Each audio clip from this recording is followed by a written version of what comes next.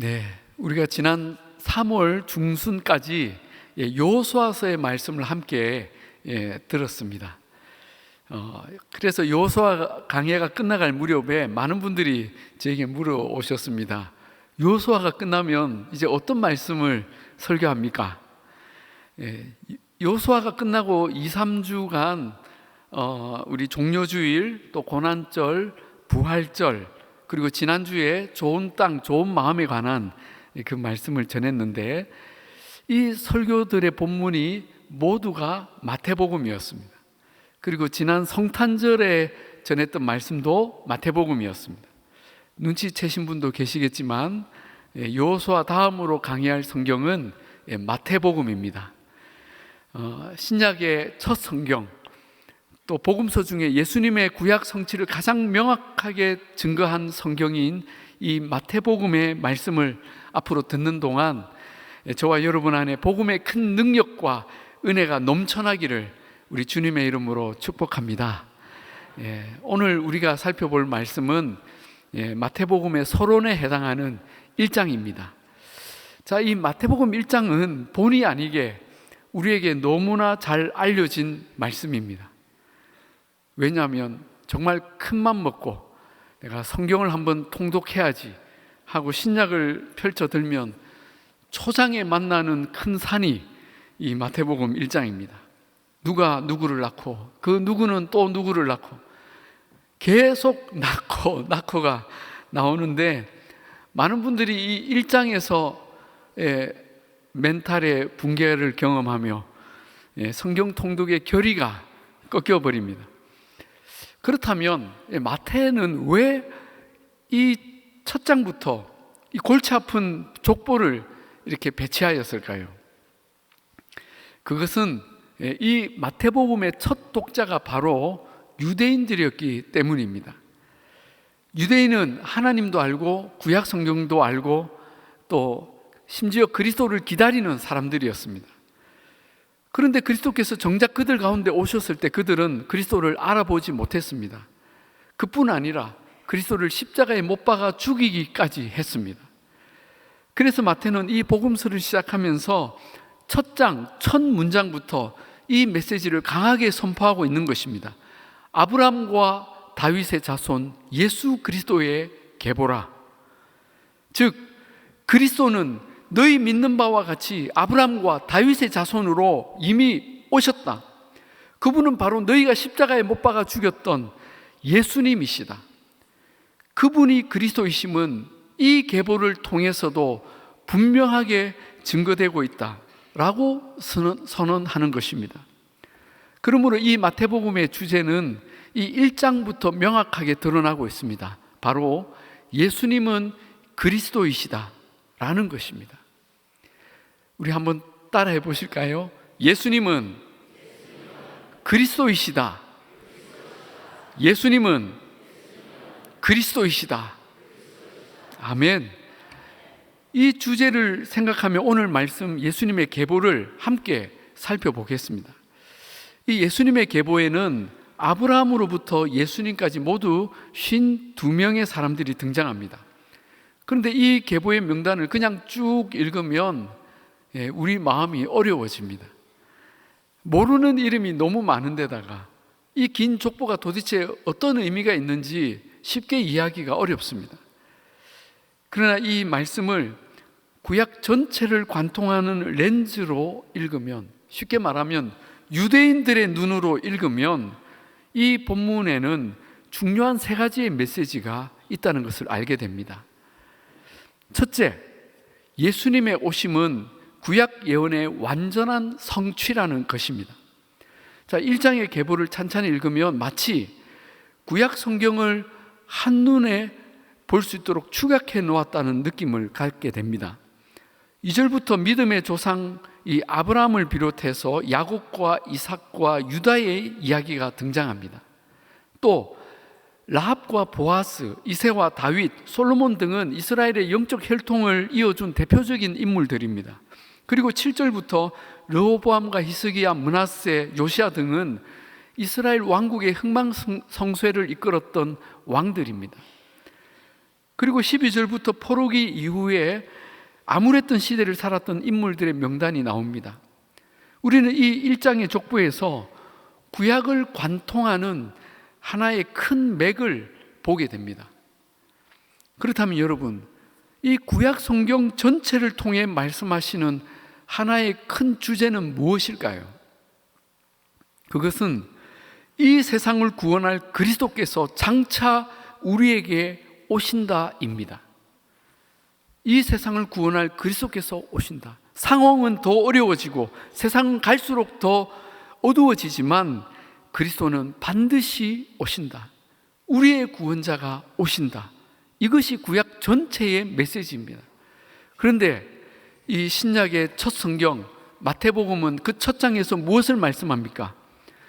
구약 성경의 그 수많은 예언들이 드디어 성취가 되었다. 그리스도께서 비로소 오셨다.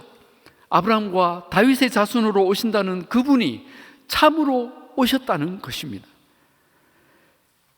이 마태복음 1장은 이것을 선언하고 있습니다. 사랑하는 여러분, 하나님은 약속을 지키시는 분이십니다. 약속을 지키시되 완전하게 지키십니다. 구약의 그 수많은 예언들이 예수 그리스도 안에서 완전하게 응답이 되었습니다. 재밌는 것은 창세기부터 말라기까지 구약성경 그 39권이 어떻게 한 분을 가리킬 수 있느냐는 것입니다. 구약 39권은 저자만 무려 30명이 넘고 그 기록한 연대만 무려 1500년에 걸쳐서 기록이 되었습니다. 이런 성경들이 어떻게 하나의 통일성을 가질 수가 있겠습니까? 그런데 이 방대한 기록들이 신기하게도 하나의 통일성을 가지고 한 분 그리스도에 대해서 다양한 예언들을 정확하게 하고 있다는 것입니다. 그 예언들 중에 몇 가지만 말씀드리겠습니다. 첫째, 다니엘서 2장에 보면 그리스도가 오시는 때를 예언했는데 그때는 바빌로니아, 페르시아, 헬라, 로마 시대가 될 것이다. 그 헬라를 지난 로마 시대가 올 것이다. BC 600년경의 기록입니다. 이사야 7장 14절에는 그분은 처녀의 몸에서 나실 것이다. BC 700년의 기록입니다.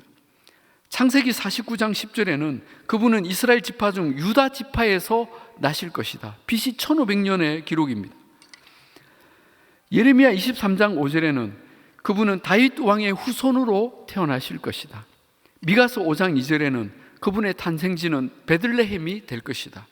이사야 40장 3절, 먼저 그의 길을 예비하는 자가 있을 것이다. 이 세례 요한을 예언한 것이죠. 스가랴 9장 9절, 그는 나귀를 타고 예루살렘에 입성하실 것이다. 시편 41편, 그는 친구에 의해 배반을 당할 것이다. 스가랴 11장 12절, 그는 은 30에 팔릴 것이다. 이사야 53장, 그는 강도들과 함께 못 박힐 것이다. 시편 22편, 그의 겉옷이 나누어지고 속옷은 제비 뽑힐 것이다. 스가랴 12장, 그의 옆구리에 창이 찔릴 것이다. 이사야 53장에 그는 부자의 무덤에 안치될 것이다. 시편 16편, 그는 3일 만에 부활할 것이다. 여러분, 이게 말이 됩니까? 만약 사람이 이것을 꾸미려고 하면 어떻게 이 예언들이 한 사람에게 정확하게 이루어지겠습니까? 그런데 이 모든 예언의 성취가 지금으로부터 2023년 전 예언된 때에 예언된 장소에서 정확하게 성취되기 시작했습니다. 그분이 바로 예수 그리스도이십니다. 예수님이 그리스도라는 사실은 이 신약 27권의 성경을 통해 너무나 분명하게 증거되고 있습니다.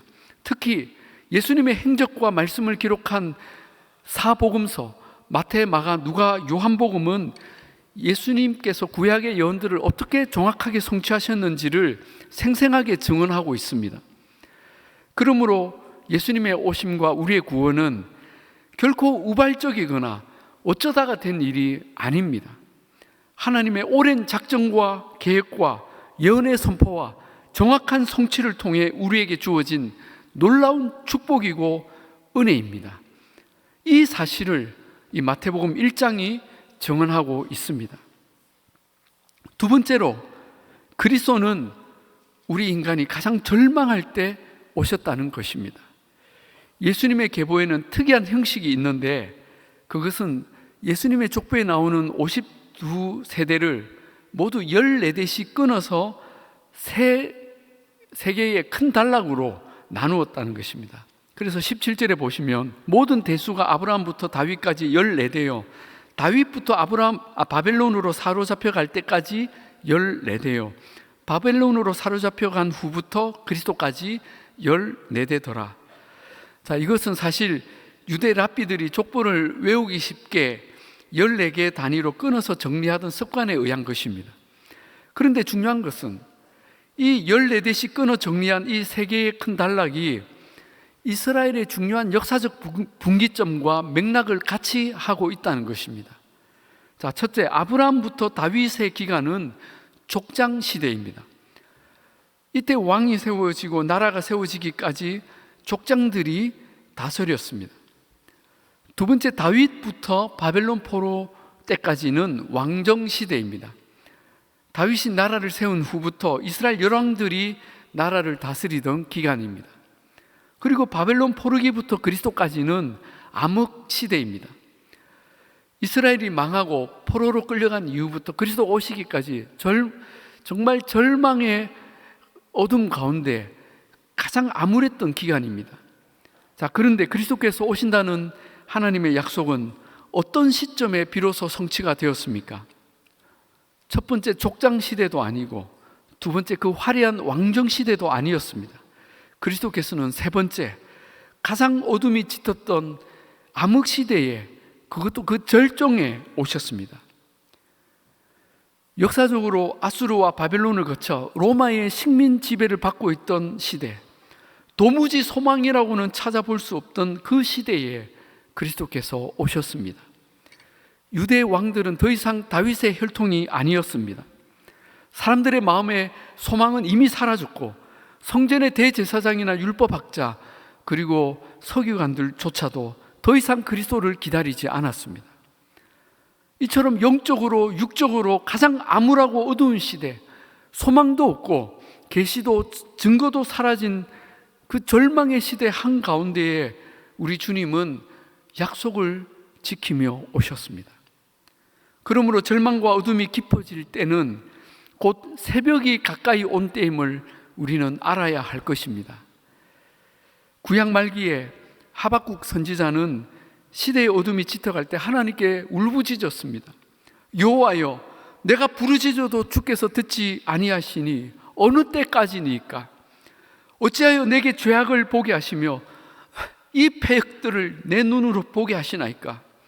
그러면서 하박국 선지자는 작심하고 하나님의 응답을 기다립니다. 내가 내 파수하는 곳에 서며 성루에 서리라. 그가 하나님이 내게 무엇이라 말씀하실는지 기다리고 바라보며 나의 질문에 어떻게 대답하실는지 보리라. 아주 작정하고 하나님의 응답을 기다렸습니다. 그때 하나님께서 그 하박국 선지자에게 응답을 주십니다. 여호와께서 내게 대답하여 이르시되 너는 이 묵시를 기록하여 판에 명백히 새기되 달려가면서도 읽을 수 있게 하라. 요즘으로 치면 스마트폰 메시지로 모든 사람들에게 전달하라는 것입니다. 그들이 달려가면서도 볼 수 있게 하라는 것입니다. 이 묵시는 정한 때가 있나니. 자, 이 묵시는 히브리어로 하존인데 영어로 비전으로 번역이 됩니다.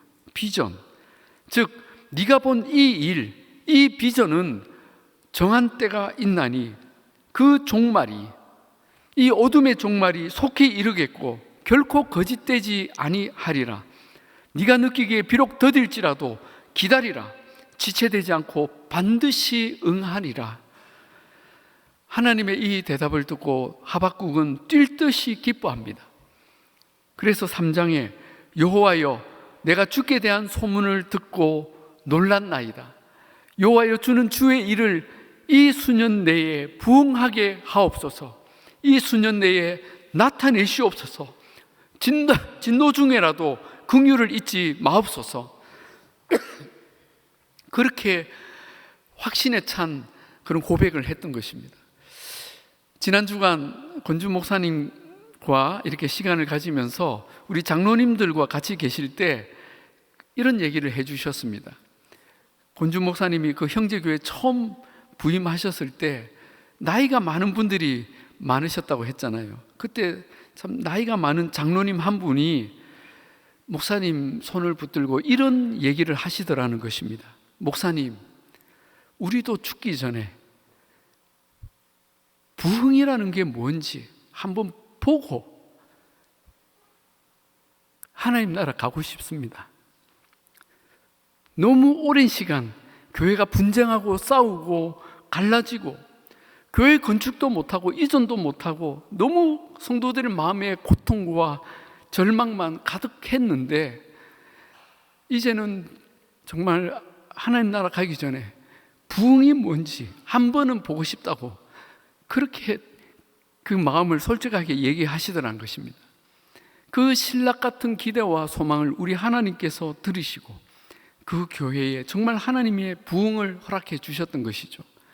바라기는 우리 부산중앙교회도 주님께서 그 부흥의 날을 이 수년 내에 속히 응답하게 하실 줄로 믿습니다. 우리 간절하게 기도하고 구하면 주님께서 기다리라, 속히 그 날을 보게 하리라 말씀하십니다. 마태복음 1장의 말씀은 바로 이런 기쁨과 감격으로 극적인 선언을 하고 있는 것입니다. 여러분, 우리 하나님은 신실하신 분이십니다. 우리는 너무나 어둡고 절망적인 시대를 살고 있지만 하나님은 우리를 구원하시기 위해 그리스도를 보내셨고 마침내 약속을 지키셨습니다. 여러분, 우리가 어떤 어둠의 시간을 지나고 있습니까? 그렇다면 신실하신 하나님을 바라보시기 바랍니다. 때로는 아무리 기도하고 찬양하고 기다려도 어떤 결과도 희망도 보이지 않을 때가 있습니다. 상황은 더 꼬여가고 소망과 믿음의 끈을 이제는 포기하고 싶고 하나님이 과연 살아계신지조차 흔들리는 그 캄캄한 어둠의 터널을 지나갈 때에 그때에도 우리가 기억해야 될 한 가지 사실은 이것입니다. 내가 어떻게 느끼고 생각하는가와 상관없이 하나님은 신실하게 약속을 이루신다는 것입니다. 이러한 하나님을 믿고 끝까지 믿음의 길을 걸어가시는 복된 저와 여러분 되기를 주님의 이름으로 축복합니다. 마지막 세 번째로 오늘 말씀은 그리스도께서 우리의 가장 낮은 자리로 오셨다고 증언합니다. 본문 1장에 이 특이한 사실 한 가지는 이 족보에 많은 사람들이 등장하지만 예상 밖에 여성들의 이름이 5명이나 등장하고 있다는 것입니다. 바로 다말, 룻, 라합, 바세바, 그리고 예수님의 어머니 마리아의 이름이 등장하고 있습니다. 그런데 공교로운 것은 이들의 이름이 하나같이 이스라엘이 그렇게 자랑스러워하지 않는 평범하지 않는 결혼 관계로 자식을 낳았고 솔직히 족보에 굳이 올릴 이유가 없는 이름들이라는 것입니다. 여러분, 다말은 어떤 여인입니까? 시아버지 유다와 관계해서 베레스를 낳았고 그 베레스가 이 족보에 올라와 있습니다. 라합은 여호수아가 여리고를 정복할 때에 그 성에서 유일하게 구원받은 여인이고 그 가족을 구원했는데 그녀는 기생이었습니다. 오늘날 말로 창녀이죠. 그런데 그 라합이 살몬과 결혼하여 보아스를 낳았습니다. 그런데 그 보아스는 또 누구와 결혼합니까? 이방 여인, 모압 여인인 룻과 결혼해서 오벳을 낳습니다. 이 오벳이 바로 다윗의 조부입니다. 그런데 다윗은 누구와 결혼해서 아들을 낳습니까? 자기 아내가 아닌 우리야의 아내 바세바와 간음하여서 아들을 낳았는데 그가 바로 솔로몬입니다. 마지막으로 예수님의 어머니 마리아, 그녀는 결혼 전에 성령으로 잉태되어 아들을 낳았습니다. 여러분, 앞에 내 경우에도 이해하기가 쉽지 않지만 예수님의 출생은 정말 믿음이 없으면 가장 이해하기 힘든 스토리가 아닙니까? 여러분, 마태는 왜 이러한 여인들의 이름을 굳이 이 족보에다가 넣었을까요? 원래 족보에는 여인들의 이름은 넣지 않습니다. 그런데 굳이 넣지 않아도 될 이 여인들의 이름을, 그것도 평범한 여인들은 다 놔두고 솔직히 부끄러운 여인들의 이름을 이 중요한 족보에 굳이 써는 이유가 무엇일까요? 그것은 그리스도를 출생한 인간의 혈통을 결코 자랑하지 못하게 하기 위함이었습니다. 다시 말하면 유대인들이 그토록 자랑하는 아브라함과 다윗의 후손으로 그리스도께서 오셨다. 그래서 그들 혈통의 우월성을 나타내고 역시 우리 유대인이야, 역시 다윗의 가문이야 하는 인간의 자랑으로 자신들의 허물과 죄를 덮지 못하도록 하기 위함이라는 것입니다. 예수님은 가장 우수한 인간의 혈통으로 오신 것이 아니라 모든 인간과 다를 바 없는 죄와 허물로 얼룩진 혈통, 자랑할 것 없는 인간의 가문 가운데 오셨음을 이 계보가 보여주고 있다는 것입니다. 그뿐입니까? 예수님은 이 세상에 오실 때도 가장 연약한 아기의 모습으로 오셨습니다. 그리고 가장 비천한 구유에 누우셨습니다. 또한 이 땅에 사시는 동안에도 자신을 낮추시고 험한 일을 하시며 종의 모습으로 낮아지셨고 마침내 저주의 십자가에 못 박혀 죽기까지 하셨습니다. 여러분, 그리스도께서 그런 삶을 선택하신 이유가 무엇입니까? 그것은 철저하게 우리의 고통과 수치와 질고를 짊어지기 위해서입니다. 그분은 결코 세상의 스타로 오지 않으셨습니다. 이 세상의 종교적 엘리트들을 만나고 그들 중에 큰 인물을 찾아 친구 삼으려고 오지 않으셨습니다. 주님은 하나님이셨지만 철저하게 죄인의 자리로 내려오셔서 버림받은 우리의 친구가 되어 주셨습니다. 주님은 의인을 부르러 오신 것이 아니라 죄인을 부르러 오셨습니다. 그리고 우리의 죄와 허물을 기꺼이 용납하기 원하셨습니다. 마태복음 이 1장의 계보는 주님의 그런 의지를 잘 보여주고 있습니다. 그러므로 우리는 아무리 부끄러운 죄와 깨어진 과거를 가졌다 할지라도 예수님 앞에 담대히 나아갈 수가 있습니다. 주님은 우리의 어떤 모습도 받아주시며 이 세상의 가장 비참한 길을 이렇게 선택해서 오셨습니다. 그래서 우리 주님이 절대로 하지 않으시는 말씀이 하나가 있습니다. 내가 세상의 별 희한한 사람들, 죄인들을 다 만나봤지만 너 같은 놈은 처음이다. 너는 도저히 용서가 안 된다. 가까이 오지 마라. 그런 말씀은 절대로 하지 않으신다는 것입니다.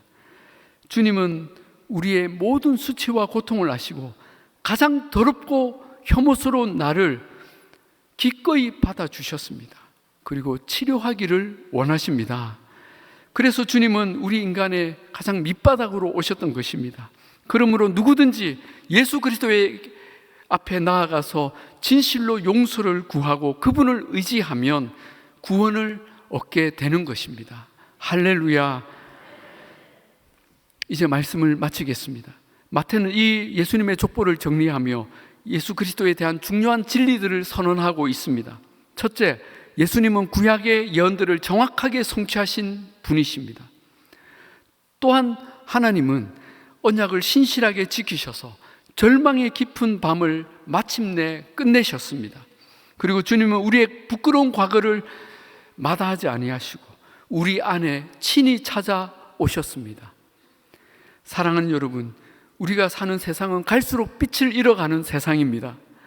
어디를 보아도 소망을 찾을 수 없고 거짓되고 허탄한 이야기들만 우리 귀에 들려오고 있습니다. 많은 사람들이 이 절망 가운데 죽어가고 있습니다. 그러면서도 세상에서의 그 짧은 쾌락과 자신만을 위해 살아갑니다. 이런 세상 가운데, 이런 우리들 가운데 예수님께서 그리스도로 친히 찾아오셨습니다. 그분은 이 세상을 구원하고 회복할 유일한 희망이며 우리의 구원자이십니다. 교회인 저와 여러분은 마태복음 이 1장과 같이 어둠과 절망, 죄와 허물 가운데 오신 그리스도를 누리고 증거해야 할 것입니다. 세상의 모든 슬픔과 아픔 가운데 있는 사람들에게 주님이 이루신 구원을 우리가 전해야 할 것입니다. 만나는 사람들을 용납하며 위로하며 영혼과 그 생명을 살리는 빛의 일꾼으로 살아가시기를 바랍니다. 그런 삶을 살아내는 복된 저와 여러분이 다 되시기를 우리 주님의 이름으로 축복합니다. 기도하겠습니다. 하나님 아버지, 감사합니다. 우리를 사랑하시고 우리 가운데 친히 찾아오신 주님으로 인해 우리는 모든 절망 중에도 여전히 기뻐하고 소망 중에 살아갑니다. 예수님만이 우리의 소망이며 모든 슬픔을 당한 자들의 유일한 구원임을 믿습니다. 주님, 이 놀라운 사랑과 구원을 우리만 누릴 것이 아니라 온 세상에 증거하게 하여 주옵소서. 그리고 그 확신과 능력으로 이 세상의 어둠을 이기며 살게 하여 주옵소서. 감사드리며 우리 주 예수님의 이름으로 기도하옵나이다. 아멘. 오늘 주님께서 주신 이 말씀, 이 은혜를 우리가 생각하며 우리 다 같이 일어나서 함께 찬양하며 고백하시겠습니다. 우리 찬송가 91장 슬픈 마음 있는 사람, 우리 함께 찬양합시다.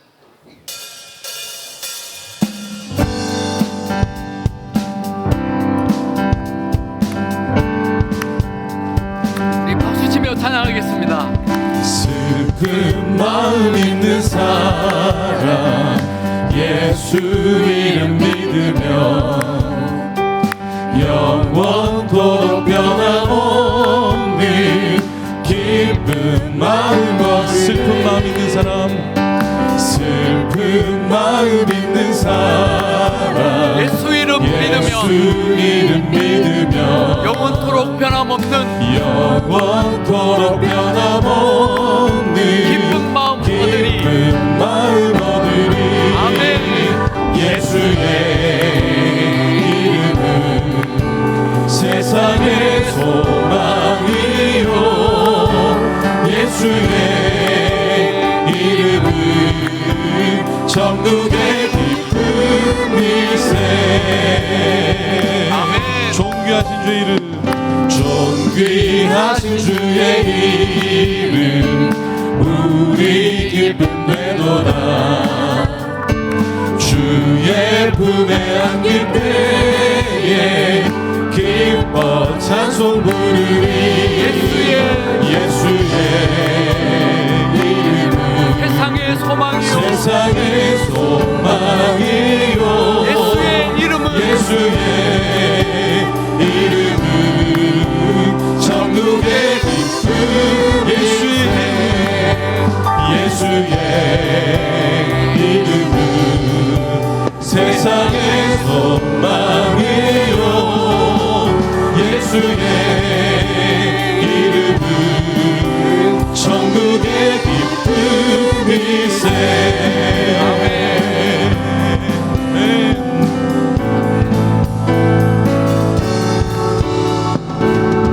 예수 열방의 소망, 예수 우리의 위로자, 주는 온 땅에 영원한 소망.